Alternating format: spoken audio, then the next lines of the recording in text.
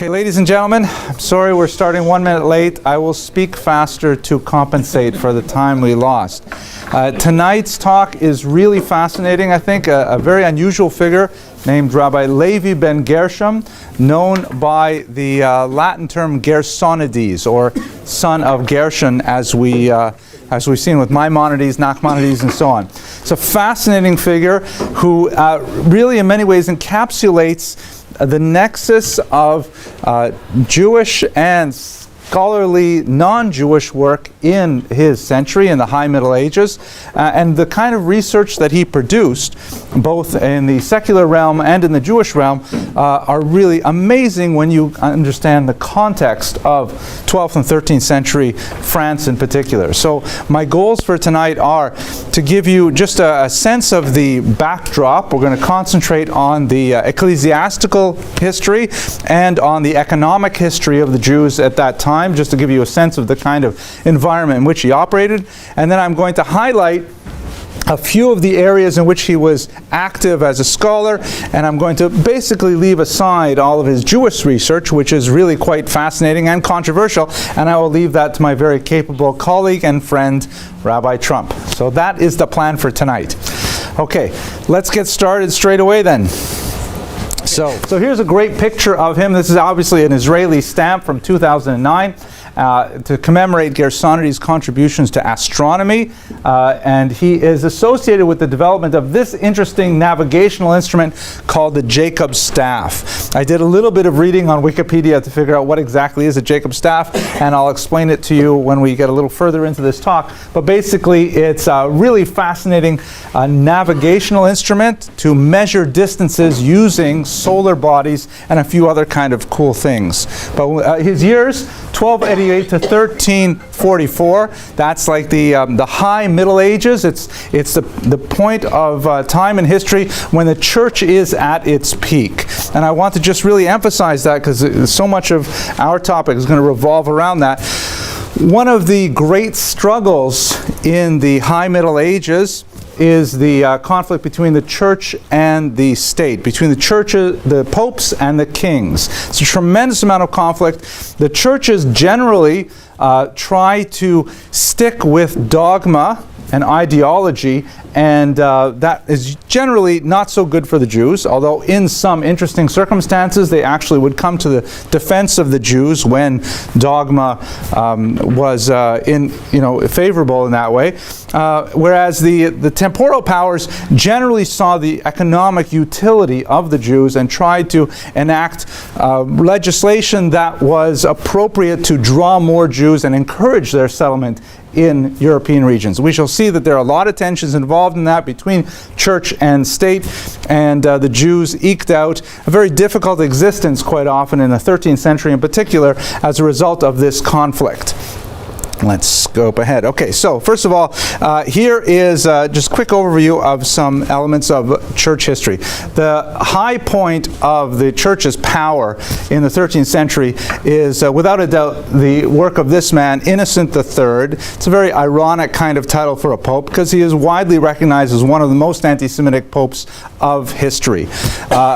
He was quite obsessed with the Jews, and he enacted a lot of legislation, of papal legislation that was adhered to through much of Europe that restricted Jewish activity on a social and an economic and on a demographic level as well. Perhaps the most notorious of his innovations was a series of codes enacted at the Fourth Lateran Council early in the 13th century that, among other things, required Jews to wear distinctive dress. One of the most common expressions of that distinctive dress is this conical hat shown here that is known as the Judenhut, or the Jew's hat. It was not a complimentary look. It tended to accentuate the features, and it was kind of like a silly sort of hat that was designed to make the Jews look ridiculous and also to stand out from others, because Innocent III was very concerned about the the social fabric of that would allow Jews and non-Jews to mix readily, and so the Judenhut was designed to be a specific marker that would help Christians avoid commerce with Jews, both intellectually, economically, and socially. He also, later on, the Fourth Lateran Council developed other forms of distinctive Jewish dress.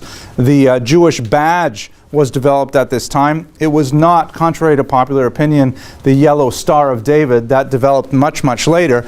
It was typically a coin, a round badge, sometimes worn on the back shoulder blade and sometimes on the shoulder, that was usually yellow in color, and it was a reference to the coins that Judas received for betraying Jesus. That was supposed to be the metaphor there. Also sometimes shown are tablets, like the round top tablets, the Shnei Luchos HaBris of the Ten Commandments were sometimes used as a badge. But the Judenhut is perhaps the most popular. And it's actually a boon for art historians, because that means whenever we look at these kind of medieval images, we can always pick out who is a Jew. Here you have a Jew conversing with some ecclesiastical figures. Here's another picture that shows the Judenhut in a form that you may see more familiar today. What kind of hat does that look like? Oh, it looks like a clan hat. That is a strange irony of history. That's not the answer I'm looking for, but it does look like a dunce cap, right? That's what we call it in Canada, dunce cap, because it was like, that's like the hat of shame, right? It's like the opposite of what you put around dogs' necks. You just turn around, put it on the head kind of thing. And like the witch's hat, right? Because Jews in the 14th century in particular were very much associated with the devil and with witches, and so we have kind of secularized it and kind of made it fun with witches and the Halloween and Broadway shows and things like that. But in reality, it comes from the Fourth Lateran Council, and it shows its expression into first in Jews and then to other nasty people that we don't like. Here is one of the other developments in this period of time, the 13th century, was the evolution of disputations. And you'll recall we discussed in the very first class the great disputation that the Ramban was involved in 1263. These were a regular feature of the 13th and 14th century. Even going into the Tortosa disputation in the 15th century was an ongoing occurrence where Jews were forced to participate in these debates, which were show trials of Judaism. Judaism always was meant to lose in these debates. The dispute that Ramban participated in 1263 was quite unusual in that he really won the debate and humiliated the opposing side, but in reality it was usually something that Jews simply could not win. They had to endure it. And the consequences of these debates were typically forcible attendance at churches, to listen to sermons, sometimes ritual humiliations like a yearly slap on the face to the head of the Jewish community on the eve of the holiday of Easter, things like that. In this shot, of course, you can see this woodcut. You can see ecclesiastical figures here, and Jews wearing the Judenhut, again, easy to identify them. The ecclesiastical figures here are using hand gestures, which in medieval art are very aggressive and polemical. Pointing like this is considered to be a very strong gesture of instruction, of didactic instruction. And the Jews, meanwhile, are not making eye contact, and they're kind of like looking to their books, trying to figure out how to respond to the critiques and so on. So that was a feature of the 13th century. There's one guy pointing over here. Yeah, I thought you'd point that out, Boaz. That's a hard question. I'm not sure why. Okay. And finally, you have the ongoing attack on the Talmud in the 13th century, which is really quite nasty. We haven't explored it too much in these classes, but in the early 13th century, the church, as it were, discovers the Talmud. A convert to Christianity named Nicholas Donin explains to Pope Innocent III, hey, you know why the Jews aren't converting to Christianity? The whole thing is because they have this secret book that the church can't read because it's written in Aramaic. It's not written in Greek or Latin or even Hebrew. And if you read that book, you'll see there's so much indoctrination there, convincing the Jews to remain Jewish, to deny Christianity. It says all kinds of libelous and slanderous things about the founder of the church and so on. And so Innocent III gives him the nod, and there's a lot of investigations. The disputations go along with it, and ultimately the Talmud is burned. And these are precious manuscripts. These are not, bound volumes that are mass-produced. We're talking about handwritten manuscripts of incredible value. According to the the records of the early 13th century. In 1242, some 42, or maybe it was 24, I may be reversing numbers, wagon loads of Talmudic manuscripts were all burned in Paris. An incredible array of documents that lost forever. So that was the first major one, yes. So these are kind of like the anti-Semitic, church-inspired anti-Jewish legislation that occurs in the 13th century. Definitely a very inhospitable environment from that perspective. Okay, let's move. So that's kind of like the ecclesiastical legislative environment. Let's look at the economic history of the time as well. Very important thing that actually reverberates throughout Jewish history is this piece of church legislation called the Decretium Gratiani, or the Law of Gratian, who was a major church thinker in the 12th century, shown here, who codified a law that had incredible economic implications for Jews. Basically, he read the Book of Devarim the same way that Jews read it. When there is a prohibition on interest, it has that phrase that says you're not allowed to charge interest to your brother. To the stranger, you may charge interest, but not to your brother. So Jews read that as and Muslims too, incidentally, read that as a prohibition of interest between co-religionists, that Jews may not charge interest one to each other. So he said, fine, but they may charge interest to Christians because they are not your brother, they're from another tribe, as it were. So Gratian said, fine, that makes sense for Christians too. Christians may now not charge interest on any loans to other Christians, but they may loan money to non-Christians and charge interest, and more significantly, they may borrow money from non-Christians and pay interest. Now, you got to realize, of course, that the only minority of any size in Christian Europe are the Jews. Everyone else is Christian. There are various varieties of Christians, and as you move further to the east, you have more pagans, really. But in continental Christian Europe, it's basically Christians and Jews, and there's nobody else. So the only people who are going to be able to engage in this kind of commerce are Jews. So while on the one hand, it sounds a little bit discriminatory in the sense that, the Jews were singled out for this one particular economic niche. On the other hand, it was suddenly handing the Jews a monopoly in an incredibly important aspect of the developing economy. Remember that in an agrarian economy that is just emerging from a barter-style economy to a cash-based economy, when you have the ebb and flow of expenses and income, you put all of your assets into the ground during planting season, and then you wait for it to be harvested in the harvest season. If you have some kind of you have to make a chasana or something in the middle, and you don't have any income coming in, you've got to borrow some money. Or in the case, well, there's many more examples of this, but at any rate, he handed to the Jews in the 12th century a monopoly on any kind of interest-bearing activity, which was huge. Jews took to it with alacrity. Let us recall, by the way, there seems to be a widespread belief that Jews were money lenders because they could not own land. It's simply not true. Jews could own land in many parts of Europe. There were only limited areas where they had any meaningful restrictions. The truth is, Jews did not want to own land. It was much more practical to be in commerce. Commerce is portable. You can do it anywhere. And that's very good, because if you're subject to an expulsion, you can take your cash and take it with you. You can't do that if you have, a massive farm and you're expelled from the country. You lose everything. It allows time for Talmudic study because you can maintain banker's hours, and it's very profitable. And we were talking about interest rates that go from 30 to 50% in the medieval period. It's an extremely great way to make a living. It's intellectual work. It's not, physical labor. It appealed to Jews heavily. It also allowed Jews to be urbanized, because Jews are a gregarious people. We like to live in close proximity to one another. We have to live within walking distance of a synagogue, of a mikveh, of a Chinese restaurant. All these things have to be like really close by. Now I would have to say a joke with sushi.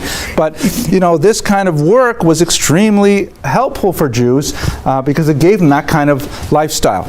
I'm a little bit worried about time. Let me just skip ahead because I want to make sure that Rabbi Trump has the thing. Here's another another great picture. You can see the Judenhood here, an interesting kind of take on it. But in some of the medieval artwork, you can also see the distorted physiognomy of the Jews here. The pronounced nose actually dates back easily to the 11th century. And here they are counting coins. This is a Jew and a customer. Here's another customer dealing with the Jew, a big bag of money, or perhaps that's a pledge, I'm not sure. And here's one of my other favorites. This is a woodcut dating a little bit later. You can see here that the nobleman is coming to borrow some money. He's got his hand out extended. Anyways, here's the Jew over here. The artist obviously didn't know Hebrew because he kind of put at the hem here the sort of imitation of what he thought Hebrew looked like. The Jew is seated and relaxed. He has a big bag of money here. Anyone recognize what this thing is here? Abacus. An abacus, that's right. When I teach undergraduates, 18 years old, they're totally clueless. Boaz, I bet you had no idea what that was, right? I knew the name, the name slipped from my mind. Oh, right. Okay, very good, sure. So that's the abacus. And he uses that to calculate, right? It's talking about, it's clean work, it's intellectual work, it allows time for Talmudic study, it's a great way to make a living. However, it provokes a certain degree of animosity because everybody likes to borrow money, nobody likes to pay money, and absolutely nobody likes to pay interest. This is especially the case when people with power borrow money from the Jews, which happened frequently. Even kings and nobility would enter into these economic relationships with Jews, and what would happen is they would be, the debt ratio would raise a little bit too high, and so it became much more expedient for the rulers to simply expel the Jews. Then, of course, they would realize, wait a second, now we have no credit whatsoever in our society because of the laws of Gratian. We better invite the Jews back. And as you can see, just from this list, and this is France alone, I haven't even bothered with the other countries, when legal historians look at the history of legislation, they see that the same law is passed over and over and over again, it means that people are ignoring the law. If you see so many signs, do not jaywalk, do not cross against the light, you know that people are crossing against the light all the time. And so France alone, you can see between the 12th and the 14th century, there's 5 expulsions just in France. Because as Jews become wealthy through their money lending and the debt ratio is high, the nobles simply say, get out, that's it. You also have the risk of peasant revolts from below because Jews, especially as you move past the 14th century, when the Italian banking houses find ways around the law of Gratian, then Jewish money lending tends to get much smaller. It's still quite pervasive, but Jews are, selling and buying generally, small implements and small amounts of money to peasants. Then you occasionally have huge peasant revolts, like the Khmelnytsky rebellion in the 17th century, for example, that are also quite devastating and also extremely violent as a result. Here's a map just to give you a flavor of what continental Europe was like vis-a-vis expulsions, and you can see they're happening all over the place. Smaller regional expulsions, temporary expulsions. This map also does not indicate the number of states that imposed restrictions where Jews could stay in place, but they simply could not engage in money lending for 10, 20 years, and then they would say, okay, money lending is good, let's do it again, and then the debt ratio would go high. It was a very tenuous and difficult time for Jews. And this is the period in which we have Gersonides active. The Rabbabag is an acronym for his name, Rabbi Levi ben Gershon, but he's also known by the title Magister Leo de Banyol or Leo Hebreus. Banyol is a place, I'm not exactly sure where it is. Anyone know where Banyol is? I think it's in Spain, maybe, but Italy, maybe Provence. That sounds reasonable. And Hebreos means the Jew, obviously. Leo the Jew. The Magister is an interesting title. It indicates a level of learning that is recognized by other masters. This is still a period when university studies as a whole were really quite primitive, and we're just beginning to emerge from the ecclesiastical circles to become secular institutions. He was recognized as a genius by his peers in secular realms of study. In math, he wrote a very important work called Maaseh Choshev, also known as Sefer HaMispar, the book of the number, which was translated into Latin, and that's the way that we have it today. We apparently do not have the Hebrew original, but the Latin translation is De Numericus Harmonicus, on the harmony of numbers. very poetic kind of approach to mathematics. He's also known as a very important conduit of philosophy. And this is a role that many Jews played in the Middle Ages because of their linguistic affinity for the Semitic languages. Aristotle was perhaps one of the most significant philosophers studied in the Middle Ages. The Rambam, of course, relied on him very heavily, referred to him as ha-philosoph. Rabbeinu Yonah said that Aristotle was one level short of Ruach HaKodesh, of divine inspiration. But Aristotle was often a closed book to Christian readers, until we have St. Aquinas in particular who brings him out. But many aspects of his work were not really widely studied at all, even in church circles, and Gersonides was an individual who borrowed them heavily and translated them to languages that people could read in Europe. He also relied heavily on the sort of crib notes versions of Aristotle that come from Ibn Rushd, also known as Averroes, who was a very important Islamic philosopher that translated a lot of Aristotle into Arabic that Gersonides could then access and discuss in Latin and other European languages. Finally, he was also extremely well known as an astronomer. Here we get to this great Jacob staff thing. He invented this instrument, which looks deceptively simple. I'm not exactly precisely sure how it works, but it's a way, it's got this kind of crossbar here with measurements on this rod, and by eyeballing a fixed point on the ground and a fixed solar object and lining up this crossbar to make sure that you can see both of them at the same time with no gaps in the line of sight, you can then make calculations as to how far apart these things are. And if you are in a moving ship across the ocean or something like that, you can use it to determine how far you have traveled vis-a-vis the relationship. Check this out here. These are cool drawings. The resolution isn't that great on this projector, but you can see here's someone who is actually figuring out with the Jacob staff the distance between the moon and a star. Here's some people using it to calculate the height of buildings.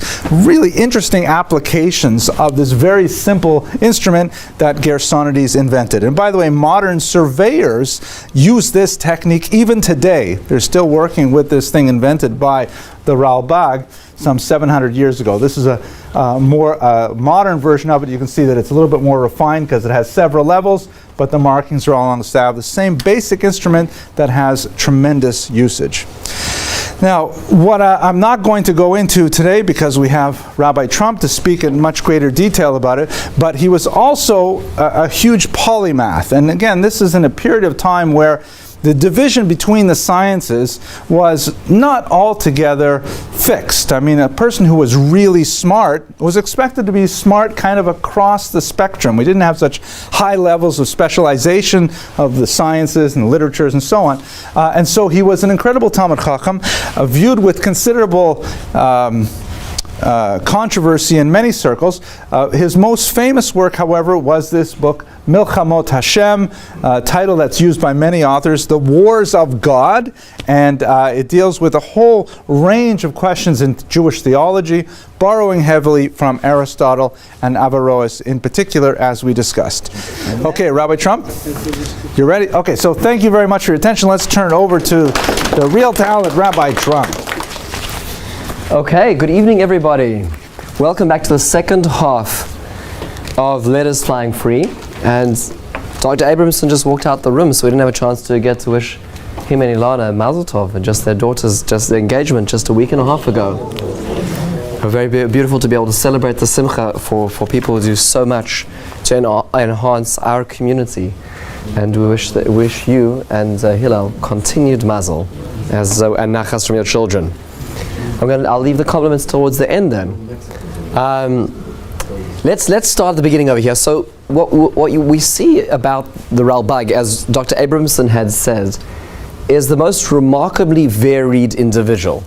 I mean, think about somebody who has the patent on an instrument which is still in use today, and is somebody who is on the bookshelf of almost every base medrash. You just have to think about the diversity of this individual. And what I'd like to do is explore a little bit of his thoughts in the next few minutes over here, just to appreciate how unusual an individual he was. So many times in our thinking, in our thought process in Judaism, the Rabbabag will provide a very important anchor for us on the rationalistic side of Judaism. And this is very important. I've had many conversations with many individuals over time, and I've found that there's a lot of people who are so some Jews are very big philosophers, some Jews are big pragmatists, some Jews are big Kabbalists, some Jews are rationalists. And the Rabbabag, along with the Rambam before him, provide a very important foundation of what Judaism is and means to a very important group of people, and to, we'll call it, parts of every person's character. We're going to explore some of those together. I'd like to add one interesting thing I just came across in my readings today, actually, just last minute, about the Rabbabag, to add to what Dr. Abramson had said. And that is that, interestingly enough, in one of his books on trigonometry, in fact, it was called De Sinibus Cordis et Arcubus, and I'm talking about a lot of the geometry of shapes. And he in 1342, and he actually published it in honor of Pope Clement VI, which is very fascinating, because after Pope Innocent and that terrible era, he actually had a very close relationship with the Pope Clement. And this particular Pope, as it happened 6 years later, was an individual who went out there and tried to defend the Jews against the latest craze in history, which was not the craze that were a little later than that, the bubonic plague. So why did the bubonic plague affect the Jews, the Black Death? Because the Jews weren't as heavily affected for whatever reason. Be it Tilas Yodayim, that we washed our hands, whatever it was in history, the Jews were blamed for Black Death among everything else.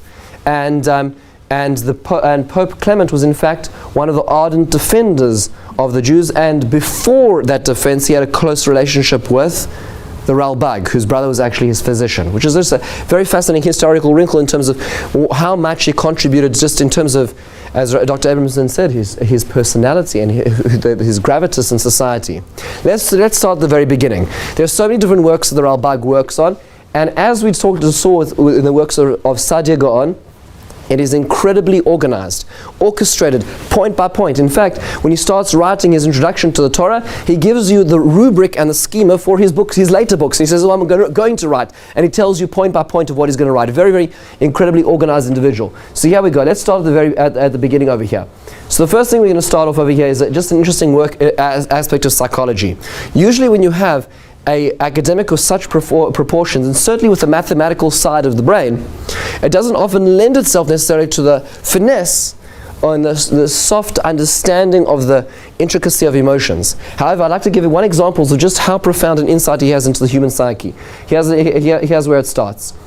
Now, this is actually in his introduction to his Parashat on the Torah. And what we've been doing over the last few weeks is been focusing on the Rabbabag's introductions, because they are the introductions of these great thinkers, because it gives us a window into what they're trying to achieve. And he says an interesting thing in the middle of a very, very long introduction. He talks about a particular facet of his writings, which in fact is very infrequent in any other writer. What he's about to describe is something we don't find elsewhere in a lot of writers. And here's what he says. I'm not going to read the whole thing, but he says, "Hinei, and behold, hiskamnu b'birenu ze levaer hato'elois hamagios b'parsha b'midos u'v'deos u'v'mitzvos." What he says is, I'm going to write at the end of every section, that's the way he does it, I'm going to write a to'eles. A to'eles literally means an outcome, a positive lesson that we can learn from sections in my Pirush. Now remember, when he's going through here, the actual section in the Torah, he's very didactically analyzing words and context and meaning. But he says at the end of that, I'm going to write a section called To'alos, these lessons that can be learned. To the degree that I'm able to, and I'm going to support them in Talmudic literature.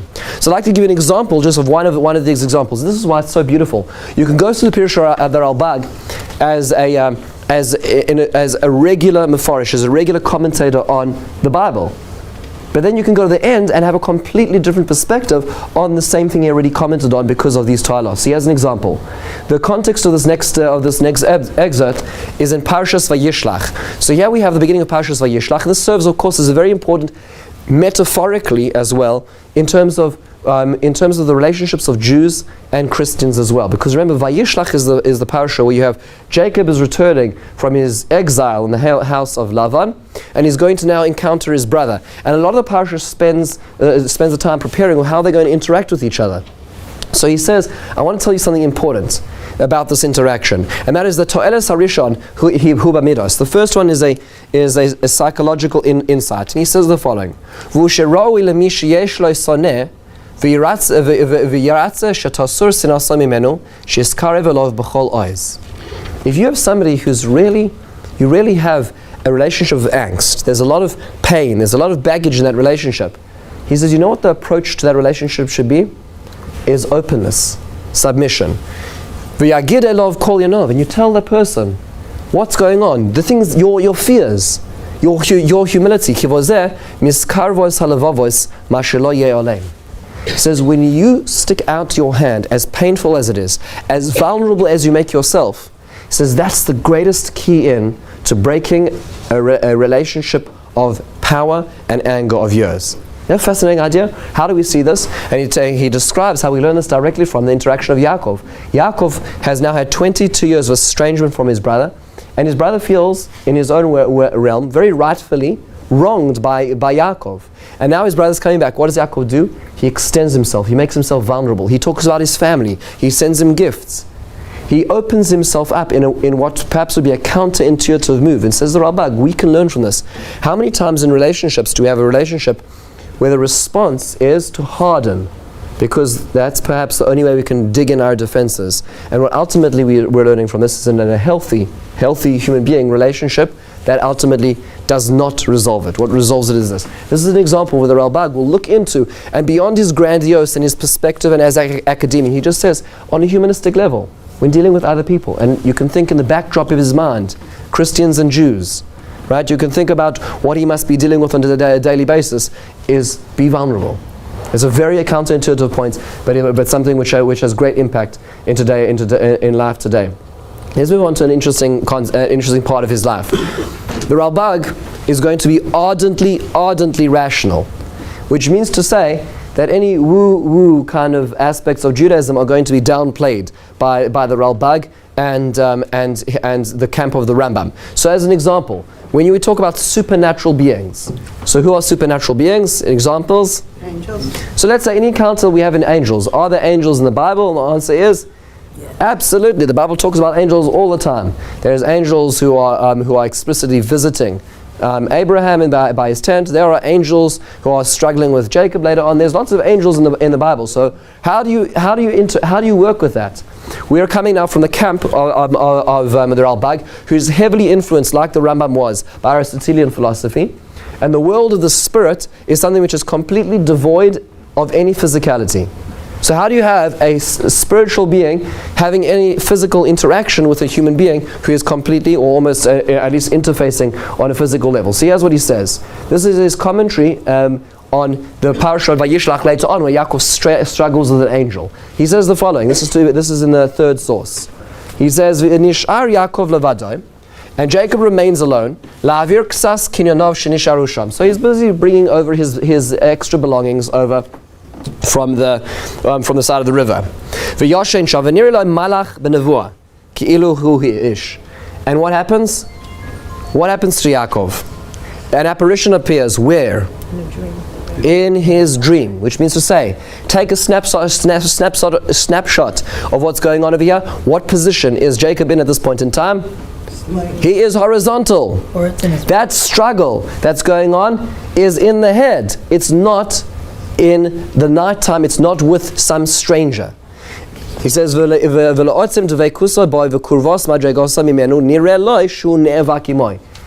the battle that he has with the spectre in his mind is so powerful, it is a struggle of the mind, a cerebral battleground. And then he goes on to say, we're not going to do this, and he says, so how is it that Yaakov the next morning was limping? After all, if he didn't have a real battle with him, with his angel, then so what's going on over here? How did he develop so he goes on in a very logical framework. He says two suggestions. He talks about, that when people are, let's say, having a terrifying nightmare and they feel like they're falling, he says you can measure that their muscles tense up as they are in that REM cycle, as they're falling, because it actually has physical symptoms to the psychological experience that they're going through. And he talks about other aspects and relationships of man and wife where psychology can affect physics, which is fascinating, because what he's saying is over here is that Yaakov woke up with a psychosomatic injury from a psychological experience. When we're in school, we're always drawing pictures. We're going to leave the questions to the end if that's right, Yehuda. When we go through school, what do we have? We always have the pictures, and there's this angel, and there's dust, and there's a struggle, and there's wrestling from the Torah. Where do we know it? From Yaakov. But according to the Rabbabag over here, the picture of Yaakov was he was sleeping in his bed like any other night, probably on the ground in a sleeping bag at this point in time. He's on a journey, but it's not as we imagined it. The Rabbabag over here is avoiding the interaction of a physical being and a spiritual being, and has reframed the entire situation, as the Rambam would do in this particular situation. Can you hold it for a second? Hang on to the question. I'd love to hear. I just want to just get a little ground. As another example, so not when we're dealing with, let's say, supernatural beings. What about supernatural events? So, meaning to say, so how do you view that? Now, the Rabbabag over here, having written books on trigonometry, on algebra, he is creating instruments to measure elliptical orbits. He is a man of the cold and hard. He is a man who understands logic, who deals with the here and now and what you can measure, what you can understand, and what you can and what can be calibrated. So how do you understand a world of miracles? So he has a very unique approach, which often serves as the foil to most of the later Mefarshim, including the Malbim, Rav Leibush, to the Abarbanel. Many other people use the Rabbabag as their foil, and he says that he has a very interesting approach. Here is the example we're going to take. This is his writing in Sefer Yehoshua, in the book of Joshua. Why would you expect it to find in the book of Joshua?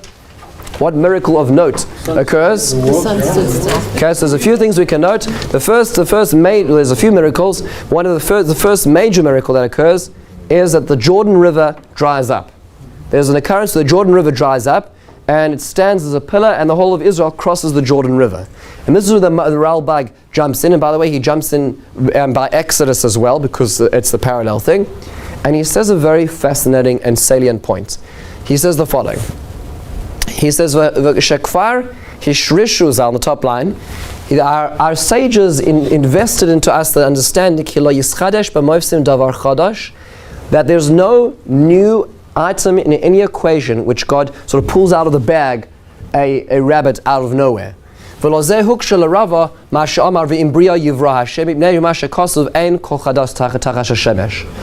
that's why in the Gemara, one of the sages, Rava, one of the central sages of the Talmudic time, was concerned how was it that God created this open earth where Korach falls down, as it's described in Korach. How could this be that there's a new aspect of creation? The Gemara has to deal with that. And then he goes through a number of examples. In the midst of his examples of miracles, and we're going to deal with them in just a second outside, he says a very interesting point, and this is really essentially his argument by the underline. He says,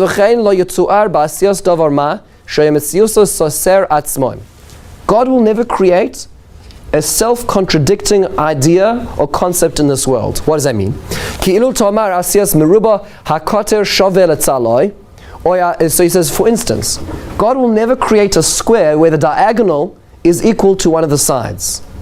Right? I mean to say that's a self-contradictory fact. God has set certain rules in motion, and although God did not call it Pythagoras when he created it, that means to say that will exist irrespective of what will happen later on in reality.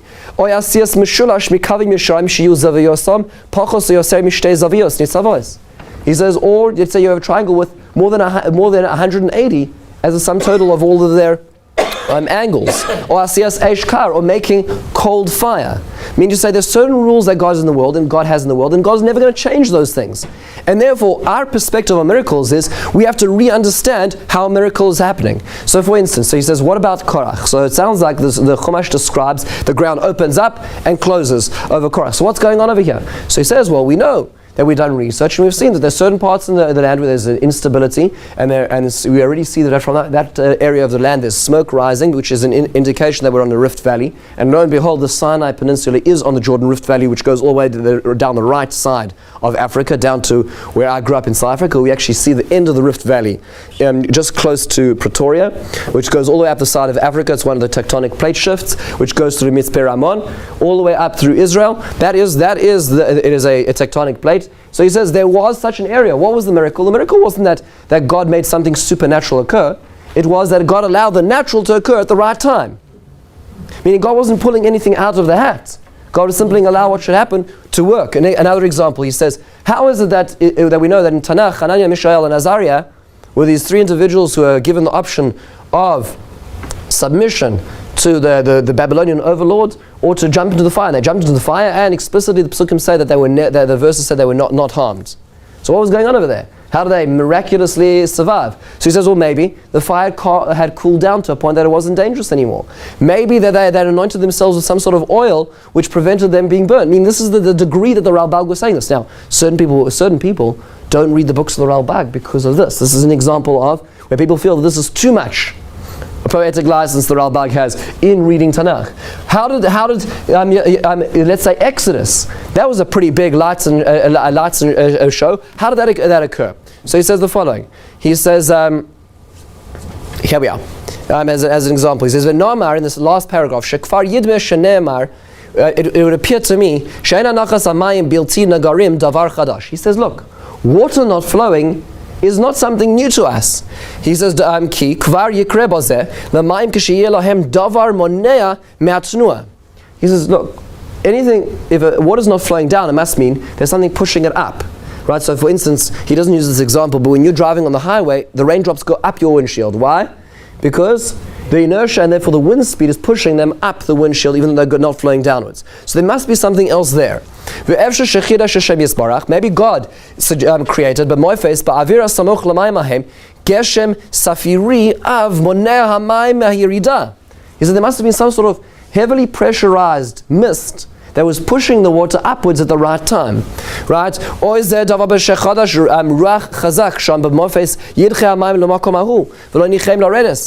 is all, there might have been a wind at just the right angle, at just the right speed, which was pushing the water in such a way that the water rose on either in the Exodus of Kriyas Yamsuf or by the Jordan River later on. By the way, the Jordan River is a little easier. Jordan River is a little easier to understand because the Jordan River only had to have one side taken care of. Meaning when you stop the river, the other side disappears. So the Jordan River, in fact, interestingly enough, I read a paper that have documented the times when the Jordan River has stopped running throughout history, and a number of times in the last century, in fact, where there was particular incidents, whether it be trees falling down or winds blowing in such a way that the Jordan River dried up. And you think to yourself, oh my goodness, how can we even think about that? That's just such that is such a heretical way of looking at the Bible. And the answer is Gersonides, the Rabbabag himself, believes that that's the way Hashem interacts with the world. Was there a miracle? What was the miracle? It wasn't that Hashem was breaking reality, it was that he was using reality at the right time. It's true that it could have happened. It's true that there was water pressure and air pressure and wind, but the beauty of the miracle was that Hashem facilitated all of that at the right moment for the right amount of time and closed again at the end. That's what the Rabbabag says. Very different way of looking at it, and this is just so important to appreciate. Sometimes we like to have a Judaism, we like to have a philosophy system which fits just the way we think. And it's important to remember that there's a very broad spectrum of thinkers in Judaism, and to some people this resonates a great deal, and to some people it does not resonate a great deal. But remember that it's part of the spectrum, and to some people this is the way they understand the world, and this is what the Gersonides understood the world to be. And this is very important to understand this is part of mainstream Jewish thought over here. This is an example of, again, he's addressing the supernatural, not in the form of beings, but in the form of actual miracles. Another example later on, we're not going to go to the actual text itself, but as somebody mentioned before, and the sun standing still. The sun stood still in Joshua. Now, as far as you go, and as academic as you want to be, there ain't no way the sun is standing still, right? Everything is moving. Everything's moving around everything. Gravity is always in operation. Nothing just stops. Do you know how fast the earth is moving? You know what I'm saying? Like, meaning to say that it doesn't just stop. So the Rabbabag said, and he says, if it had stopped, it would have mean that Joshua was in fact a greater miracle bringer than Moses, right? Because nobody's ever stopped the sun before explicitly in all of the Bible. So what happens? So the Rabbabag says no. What it means to say is, again, it's about perspective. They were chasing the enemies. The enemies were running towards the hills and the caves. What Hashem allowed them to do was Hashem allowed them to chase the enemies with such speed, with such alacrity, it almost felt like, those moments in life where time stood still and you're able to do so much in one day. He said the sun stood still subjectively for their actions, where time was no longer a factor as they achieved what God allowed them to achieve.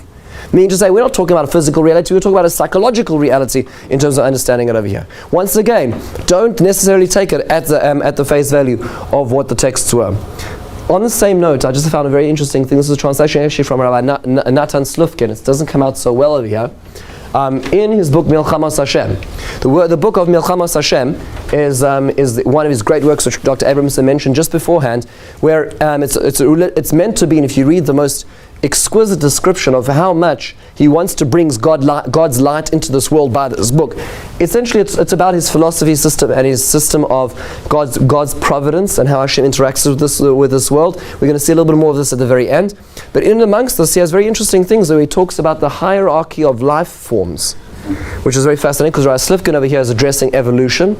And is there space for evolutionary thinking within Jewish sources? And the Rabbabag himself says absolutely. The Rabbabag talks about tiers of life forms, talking about how humanity is the greatest form or developed life form, which is already talking in the terms of the evolutionary chain that we have over here. Well, a number of centuries well before Darwin came along to describe that there was these movement or progression from one to the other, the way the Rabbabag looked at creation was a tiered progression as well, which is most fascinating insight as well, just in terms of the newness of his thinking. Let's move on to another really interesting point over here, and that is over here in terms of Parashat. The Rabbabag is a very interesting person in the following regard. The Rabbabag is what sometimes you may call is a very normal parashan. Very normal, very chilled out parashan. What do I mean by that? Here's an example. So what we just did recently actually in the Sefer Shmuel is that the name Shmuel comes from the words, from the root what? Well, where's Shmuel's name come from? The prophet Samuel. What is the root 3 letters? It is not Shema that God heard. It is rather that May Hashem from God She'iltiv. I borrowed or requested him from God. So then the Rabbabag says, but if that's true, then what should his name be? Shaul. His name should be Shaul, requested. That's the most direct expression of the root of the word Sha'al. So V'im Omar Omer, if somebody would question and say, Shaya Ra'ui imkain shetikrei shma Shaul, Omar nu loy ki lo yadakta ku korei Hashem es kol kach. He says, not everybody was being so medactic. That's what they meant. Right? It was figurative language. They meant it. It sounded good. Right? They know what it came from the word Sha'al, but his name wasn't Shaul, it was Shmuel. It was beautiful. What the Rabbabag is essentially saying is don't make a castle, don't make an enterprise on such a small deal. Some things you can just let slide. Meaning to say the Rabbabag is very much a linguist, but at the same time there's certain things, meaning just don't necessarily build the whole structure on this type of insight. Just as an example there, he as opposed to perhaps the Ibn Ezra would be somebody who would be willing to let certain things slide, which is actually a very unique perspective. Ethics and war. Two more very fascinating points over here as we get towards the end of this.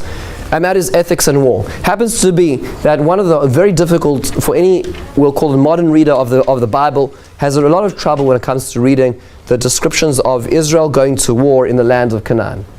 In the land of Canaan, they come in and they're told to obliterate man, woman, child of these 7 nations, without exception, seemingly, which is really it's hard for we'll call it the Western ear to hear. The Rabbabag says something which is really just a very fascinating insight into this.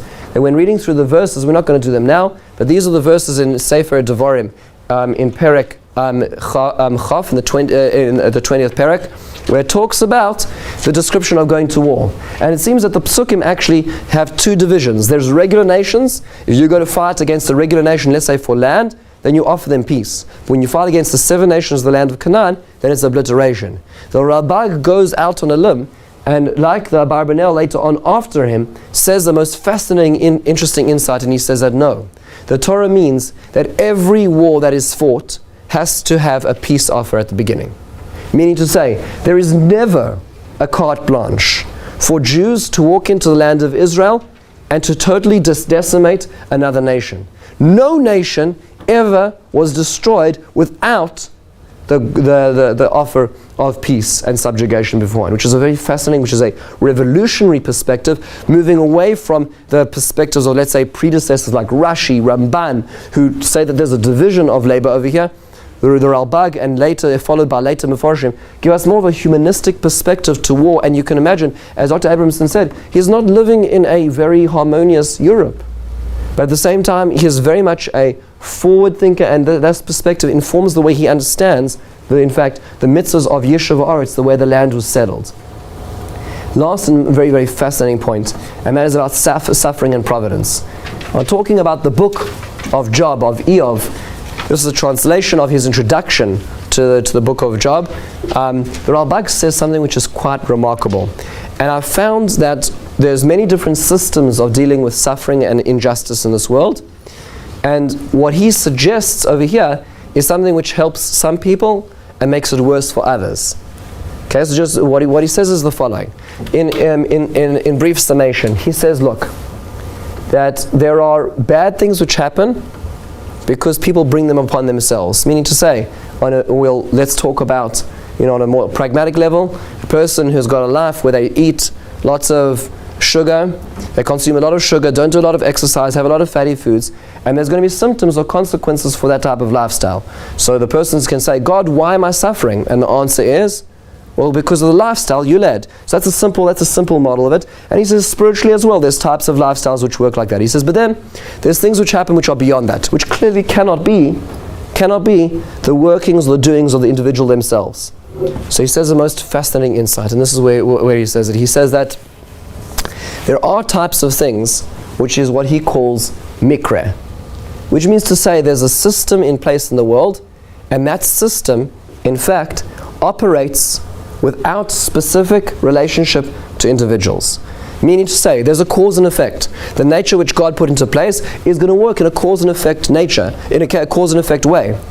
And sometimes we, as the populace, may be governed as a nation by Hashem's providence, but as individuals, we don't have that providence necessarily all the time ourselves. Now he goes into how a person can eject themselves up into it. But on the default, a person doesn't necessarily have individual hashgacha, which is what he suggests in the introduction to the book of Job. Which means to say, his suggestion over here, which is a profound suggestion, is that some suffering, some misfortune didn't have a target. This is what he suggests in the book of Job. This to some people is something which is most, in a certain sense, liberating. Which means to say that sometimes when things happen, it wasn't because I was bad. It wasn't because that was targeted and destined for me. It wasn't because that something I did was terribly wrong. It's the way it was. For some people that's devastating, because that means to say that there are moments in time where I'm outside the sphere of that protection. Okay? Not that you can't get back into it, but there's some times where I'm ejected from that bubble of hashgacha, of divine providence, which is the most terrifying description. Just to read his own words over here, at the end, he says, in this way, it's possible to maintain the sublunar forms of existence whose survival depends upon the uniform elements found in the substances that compose them. The cause for the unity in the sublunar nature is the impact upon the substances from heavenly bodies. Meaning to say there's a system in motion over here. From this standpoint, then we can deduce that such calamities strike us as pure chance. Wow. That's a very, very powerful point over here. Meaning this is, to me, is a fascinating point in the sense that this is the convergence of both philosophy, mathematics, and psychology all at once. Whereas perspective on the human nature of suffering, at the same time as the academic, the world called the scientific side of how the world operates, and as well at the same time the philosophy of the rationalistic Rabbabag, all converging into one point over here when he forms this. I think this is most fascinating for the following reason, is that if we think about this, what we covered over here, we covered a few very interesting and salient points. We talked about the psychology of the Rabbabag. We talked about how his insight into making amends with other people, as an example. We talked about interacting with supernatural events, angels, miracles, and how he sometimes waters down those events from it being in the same grandiose as we may have naturally read it. We talked a little bit about war and ethics and dikduk, the Rabbabag's willingness to be able to also read the Tanakh more laissez-faire, at the same time as also his perspective and his forward thinking in terms of ethics and morals. And finally, we concluded with a much more heavier note, which is the notion of there being a system of Hashem's interaction with this world, which is the flip side of the coin of miracles, which is that there is a system which is always moving. And sometimes that system doesn't specifically notice the individuals. Once again, very, very salient points of a great thinker who still adorns our shells today. What I'd like to say is just to start at the end, is just to say a very big thank you. Thank you so much to our very own and one and only Dean Hillel Abramson, who put together what was really a remarkable series. I personally have grown tremendously just from the experience of having learned and prepared for this, and I hope that you, everybody in this room, and everybody in the global classroom that are watching and continue to watch this astounding series of 6 have learned from this and will continue to gain. And we thank Hillel and Ilana for their incredible investment in this community. I want to also thank our film crew on staff, Boaz Abramson as well, who doesn't just do filming but does questioning as well, which we'll address in just a moment. And this has really been a very exciting moment. Anybody has questions about furthering this opportunity, please speak to us afterwards. At this moment in time, let's take questions, if that's all right. Yeah. Dr. Abramson, you want to? I have a question. Yes. These incredible people, these kinds of geniuses, I can only imagine that they must have had a patron or somebody, taking care of the minutiae of their lives. And secondly, who are their incredible wives? Because behind every great man, and of course it's Women's Day. So absolutely. Now, International Women's Day. Shout out to International Women's Day. You're right. I think that's more directed to Dr. Abramson, actually, the historical side of things. But what about who? Right. I know that he did. I know that he did actually get a lot of patronage for his inventions and his writings, because he was so well sought after. I think one of the kings commissioned him to write. I don't remember which book it was, but more than that, I don't know fully.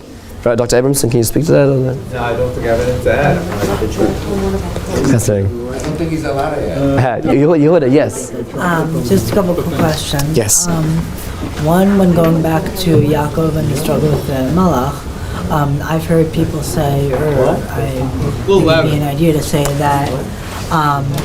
I think it'd be an idea to say that, or I've heard people say that the whole idea of him wrestling with the angel was just a psychological. Yes, well that's what Rabbabag is saying. The fact that he was sleeping, that he could be hallucinating potentially. Okay, potentially as well. But the point is, he wasn't in a lucid state. Yeah, that's exactly what Rabbabag is saying. Also, when it comes to the miracles, the Rabbabag was suggesting mist or other stuff. I thought it could just be geysers. It could be a double geyser. Possibly. It's just there ain't geysers in the Sinai Peninsula. Well, there could have been one. That's the only hitch on the thing. Boaz? Yeah. So you said that. Wait. Correct me if I'm wrong. If I recall from my 3rd grade Parashat class, what happened was they crossed the river and then they left something behind, so Yaakov went back to get Correct. it, and that's where he fought the angel. So he goes across the river, then he comes back, and then he decides to take a nap. Like, wow. That's what it seems to be. Yeah, it's interesting. He actually glides over that point when he describes it. Why would he go to sleep randomly? I know, but he's returning the 2 jars.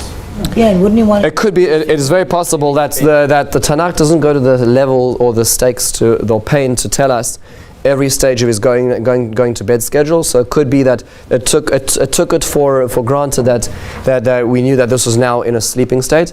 It could have also been another possibility is addressing the point more full on. Is a lot of times when God interacts with human beings, the way the Rambam describes it, and we remember very much in the Rambam camp over here, is it's almost like it's almost like a fit, an epileptic fit, where the senses are almost destroyed from the experience of the magnitude of the divine. So it could have been that he didn't fall asleep, but that as the way he describes this prophecy set on, and when it set on, he collapsed. So that's why we're not being described as. There must be multiple theories that say that the Nevi'im were epileptic or something. Because the whole epileptic kind of thing seems like it could somehow have some. Yeah, well, but remember, we're looking anachronistically. I mean, we're saying all we have today is epilepsy to be able to look at.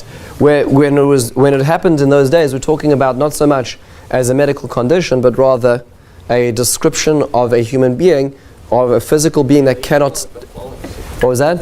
Yeah, they used to call it the falling sick. True, but I'm just saying there are different subsets, meaning to say that prophecy experience in those days was a bigger subset than what we call epilepsy today. Epilepsy today may be our only perspective into what it means to be for a human being to be in such a state. The Rambam describes it as being that is the typical nature of experience of the divine, simply because it's like the car when you're going too fast in a car and the car starts shuddering. The car can't take the motion that it's in. It's too much. The body can't take. That's what's going on over there. I think it said that he fought with him the whole night, right? Mm-hmm. So usually you sleep the whole night, so I don't know, probably he fell asleep or he fainted or something.